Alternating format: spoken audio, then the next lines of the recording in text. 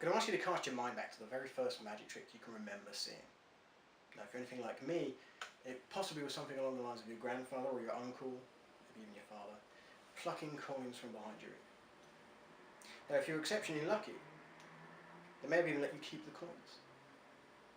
I wasn't, they just kept producing more coins. They said, we're going to use these coins to teach you some kind of a lesson. My grandfather even gave mine identities. He said that this was coin number 1, and this here was coin number 3. It was a bit strange with my grandfather. He said it was an easy mistake to make because coin number 3 looks very similar to coin number 2 because, well, that's that one right there. Grandfather said that the lesson that he was going to teach me involved a game. He was going to take these 3 coins and he was going to pass them from one hand to the other. And if I actually caught him doing it, I was going to get to keep the money. This was before I realised that American dollars aren't actually legal tender in this country. It's about the same time I realised how much of a crackpot grandfather actually was. But sure enough, he came up to me one day, he had 3 coins in one hand, he had no coins in this hand, and all it took was a shake. There was a coin over at these fingertips. I hadn't caught him. He'd won round 1. He said, don't worry, if that was too fast for you, you've still got 2 opportunities to catch me, because these 2 will be joining this one at some point. I thought, fair enough. Sure enough, the very next day he came up to me, he had 2 coins in this hand, 1 coin in this hand.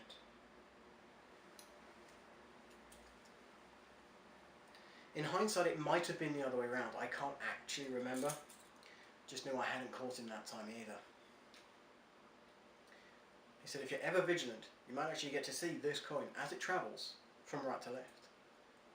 And he had the audacity to stand in front of me and do this.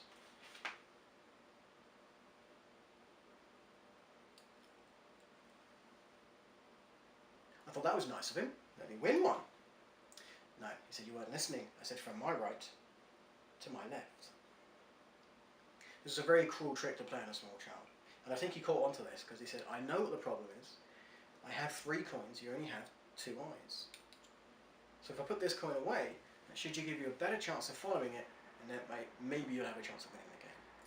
And I thought, now there's logic I can get behind. He dispensed with the whole travelling thing and just simply asked me, how many coins do I have? I said, you've got 2 coins. He asked me, are you sure? I was frustrated. I blurted out the first thing I could think of. It's up your sleeve. He looked me dead in the eyes. He took the coin and he pulled his sleeve all the way up, just so you know it couldn't possibly be going anywhere up there.